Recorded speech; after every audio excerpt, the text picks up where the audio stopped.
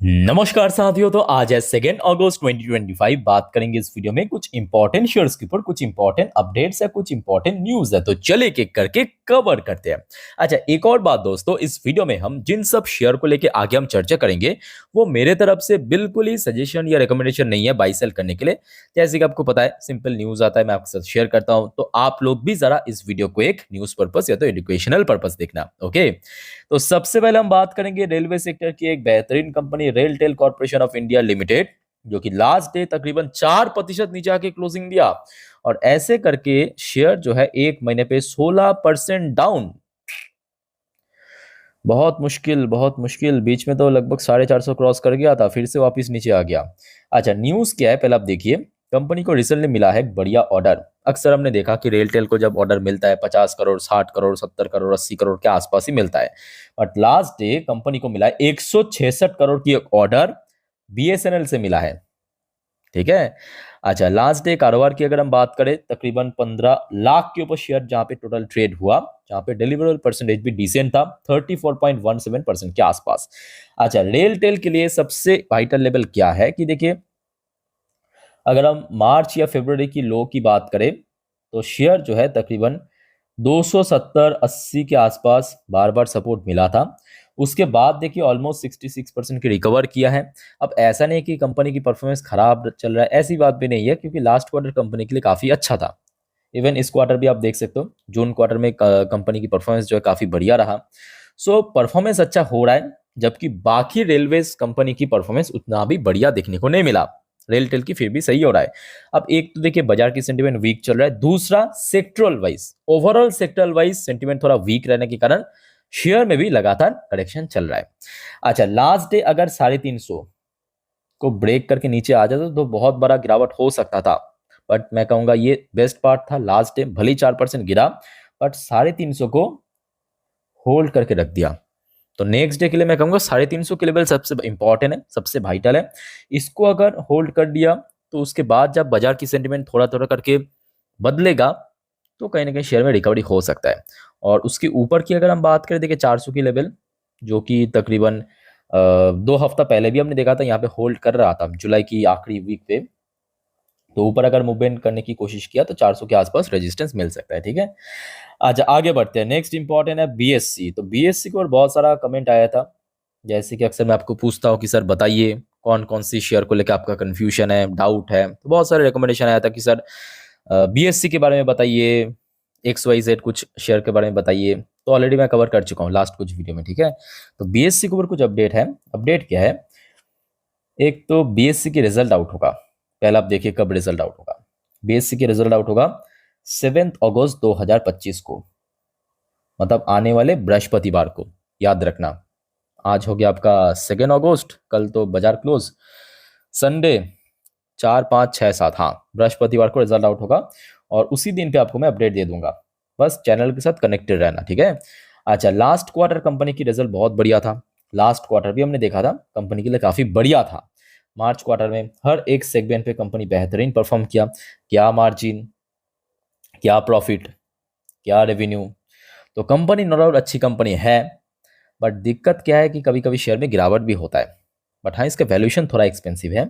अच्छा, एक महीने पे शेयर तकरीबन 12% डाउन। अब देखिए जब शेयर रिकवर करता है तो ये एक एक दिन में 5-6% आराम से रिकवर कर देते हैं, तो इसको लेके उतना झंझट नहीं है। लॉन्ग टर्म के लिए ठीक ठाक कंपनी है। रिसेंटली देखिए शेयर हाई भी टच किया था, वो भी इतना टफ टाइम में 3,000 के ऊपर जाके। उसके बाद नीचे गिरावट हुआ था, 2,500 के आसपास सपोर्ट मिला था, फिर ऊपर जाने की कोशिश, लगभग वही 2,800 के आसपास रेजिस्टेंस मिला। फिर से जब नीचे की तरफ गिरावट हुआ, जुलाई महीनों की मैं बात कर रहा हूँ, तो शेयर जो है लगभग 2,370 के आसपास सपोर्ट मिला था। तो इमीडिएट अगर हम बात करें जुलाई पे जहां पे सपोर्ट मिला था, यानी इस लेवल पे नंबर कितना है, वही 2,370 के आसपास यहाँ पे सपोर्ट मिल सकता है। अगर फर्दर 2,400 के लेवल ब्रेक हो गया तो, अगर ऊपर की तरफ मूवमेंट किया तो 2,750 से लेके 2,800 इस लेवल पे रिसेंटली हमने देखा था रेजिस्टेंस मिला था। ये हो गया ऊपर की तरफ रेजिस्टेंस, ये हो गया नीचे की तरफ सपोर्ट।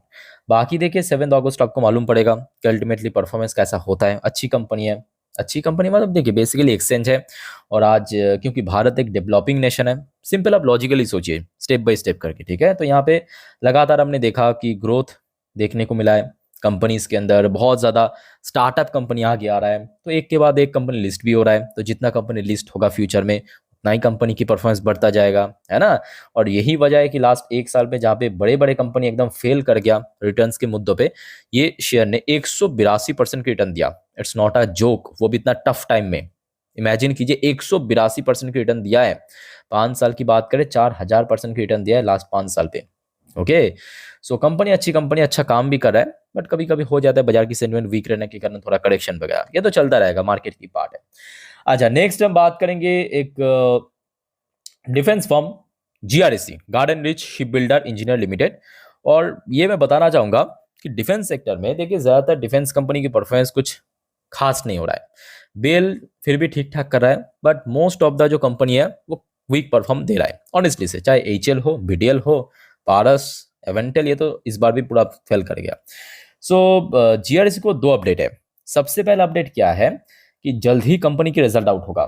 लेट्स से इस बार क्या होता है, क्या Q4 को सस्टेन कर पाता है उस लेवल की ग्रोथ को या नहीं। सो जीआरएसी के रिजल्ट आउट होगा 8 अगस्त, मतलब आने वाले फ्राइडे, शुक्रवार के दिन। अपडेट मैं आपको दे दूंगा उसी दिन पे, ठीक है, डोंट वरी। आज उसके साथ साथ जो न्यू अपडेट है, न्यू अपडेट क्या है कि देखिए, ये हो गया आपका पीडीएफ बीएससी ऑफिशियल वेबसाइट में, जस्ट अ मिनट। तो कंपनी ने एक जर्मनी की एक कंपनी है, उनके साथ एक एग्रीमेंट साइन किया। देखिए मैं आपको थोड़ा समझा देता हूँ। यह है मेन नोटिस, ये वाला पार्ट को देखिए। We wish to inform you that the company has entered into a non-binding memorandum of understanding, मतलब MOU, एग्रीमेंट साइन किया, ठीक है।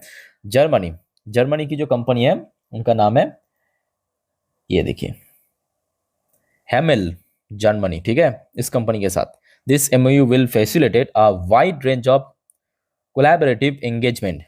तो बेसिकली कंपनी क्या करेगा, जो गियर ट्रेन, ये देखिए प्रोपल्शन गियर ट्रेन होता है ना, engine, company basically marine product manufacture करते हैं, तो शिप से रिलेटेड जो इंजन वगैरह है वही कंपनी यहाँ पे मैन्युफैक्चर करेगा। कहाँ पे, भारत में। किसके साथ, ये जो जर्मनी कंपनी है इसके साथ मिलके। और मैं कहूँगा ये कंपनी की एक बहुत बड़ा एडवांटेज है कि कंपनी की मैनेजमेंट ने रिसेंटली जितने भी डिसीजन लिया ना, एक्सीलेंट। बाकी जो मतलब जो एडवांस नेशन है, भारत से काफ़ी एडवांस, चाहे जर्मनी की बात करें, यूके की बात करें, है ना, इनके साथ जो डिफेंस कंपनी के साथ टाई अप किया है और भारत में मैन्युफैक्चर करने का फैसला लिया।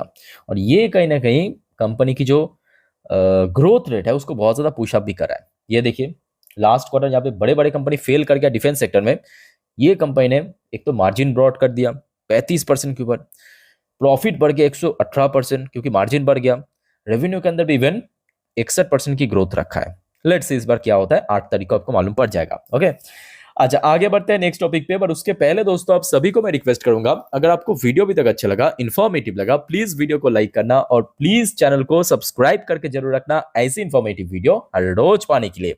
और याद रखिएगा दोस्तों, परसों यानी सोमवार क्योंकि बाजार ओपन होगा, तो उसके पहले कल यानी रविवार रात की 10:30 की वीडियो को देखना मत भूलिएगा, जिस पर हम नेक्स्ट डे मार्केट प्रेडिक्शन, मतलब परसों बाजार किस तरह मूव कर सकता है, resistance, support, Nifty bank Nifty analysis, और मोस्ट इंपॉर्टेंटली पूरे दिन की शेयर बाजार की अपडेट को अच्छे से कवर करेंगे, इंक्लूडिंग टैरिफ, ट्रेड डील से रिलेटेड जितने भी अपडेट आएगा। तो मिस मत करना, कल सेम टाइम पे आ जाएगा वीडियो, एग्जैक्टली सेम टाइम पे, ठीक है, 10:30 की video. Let's go next topic. Swiggy, Swiggy की परफॉर्मेंस तो लगातार वीक होता जा रहा है, लॉस मेकिंग कंपनी, जो आपको मैं इसके पहले भी बार बार कहा था कि कोई भी कंपनी में या शेयर में निवेश करने से पहले, कोई भी वो XYZ कुछ भी कंपनी हो सकता है, कितना भी पॉपुलर हो सकता है क्यों ना हो, does not matter, balance sheet check करना आवश्यक है। अब रिसेंटली कंपनी की बैलेंस शीट काफी वीक रहा Q1 पे, बट स्टिल कुछ ब्रोकरेज कंपनी ने जेफरीज, जो कि एक मल्टीनेशनल ब्रोकरेज फर्म है, बाई करने की रिकमेंडेशन दिया है।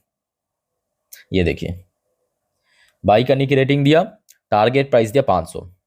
अब देखिए बिल्कुल ही जरूरत नहीं कि इमीडिएटली पहुंच जाए, और ये अक्सर में देखा कि ब्रोकरेज फर्म द्वारा एक चाल भी होता है, याद रखना ये बहुत ही पुराने घिसे पीटे तरीके, ऑलरेडी मैं इसके पहले भी काफी बार कह चुका हूं इस टॉपिक को, कि अक्सर क्या होता है कि मान लीजिए जेफरीज ने काफ़ी हाई लेवल पे परचेज कर लिया, अब कंपनी लगातार लॉस के बाद लॉस खा रहा है, लॉस बढ़ता जा रहा है, शेयर प्राइस गिरता जा रहा है।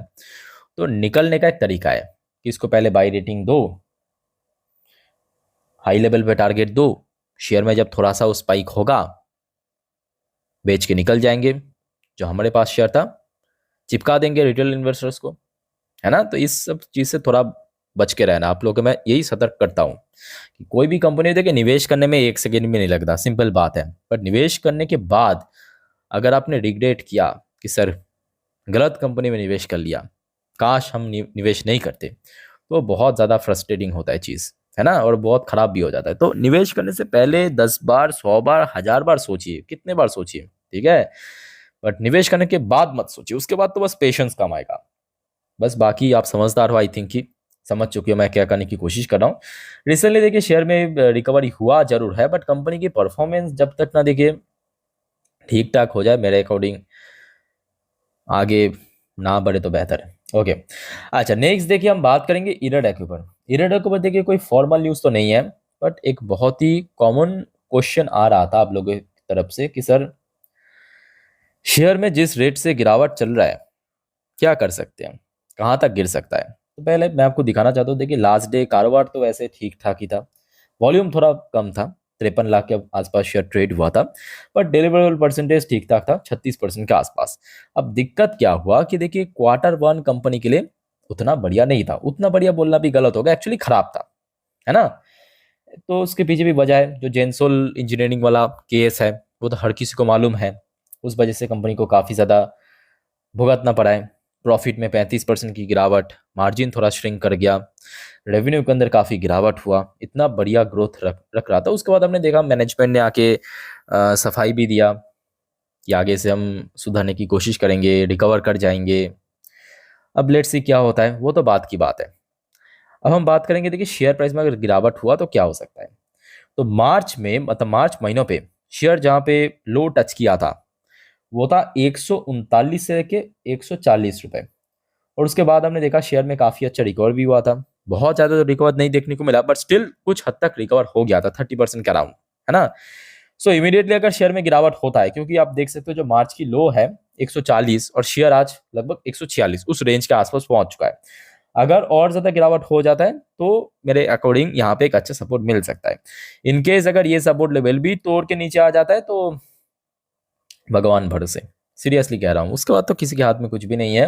तो आपको वेट करना पड़ेगा, फिर से वही शेयर पुराने लेवल 120-25 जो 2024 की मार्च महीने पे टच किया था, लगभग 1.5 साल पहले, वहां तक पहुंच सकता है। बट ऊपर की तरफ अगर हम बात करें तो शेयर के लिए एक्चुअली 150, क्योंकि इसके पहले बार बार सपोर्ट दिया था और उस लेवल को ही रिसेंटली बाजार वीकनेसेस के कारण ब्रेक करके नीचे आ चुका है, यहाँ पे दे सकते हैं एक सॉलिड रेजिस्टेंस, ठीक है। तो सिंपल बात है, जिनके पास भी शेयर है मैं तो कहूंगा लॉन्ग टर्म की विजन लेके चलिए। एक आध क्वार्टर एक्सीडेंटली हो गया खराब, अदरवाइज कंपनी की बिजनेस खराब नहीं है, फ्यूचरिस्टिक कंपनी है, फ्यूचरिस्टिक सेक्टर है, सिंपल लॉन्ग टर्म की विजन रख के चलिए, इतना मैं आपको कहूंगा, और जो समझदार है वो ऑलरेडी समझ चुका है।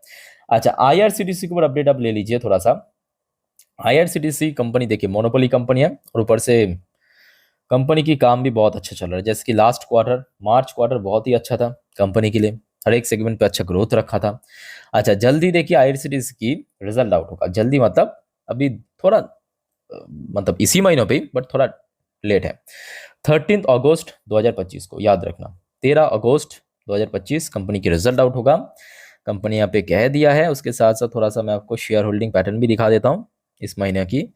देखिए एफआईएस की स्टेक तो उसमें ऐसा कोई बहुत बड़ा चेंजेस नहीं हुआ, बट डीएस ने कुछ परसेंट बाई भी किया, डीएस ने, ठीक है। और उसके अलावा अच्छा रिटेल इन्वेस्टर्स ने काफ़ी सेल किया है, रिटेल जो नंबर ऑफ शेयर होल्डर है यहाँ पे आपको साफ साफ दिखाई दे रहा है, ऑलमोस्ट 40,000 के आसपास, 40 है ना भाई, 36-37 हज़ार के आसपास शेयर होल्डर कम हो चुका है, ठीक है।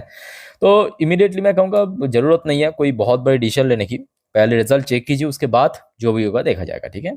बाकी दोस्तों और कोई आपका कंफ्यूजन है, कोई और शेयर के बारे में पूछना है, कमेंट करके बताइए, आगे वीडियो में हम कवर करने की कोशिश करेंगे।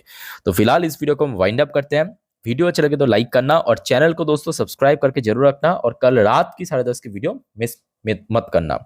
तो टेक केयर, बाय बाय, जय हिंद।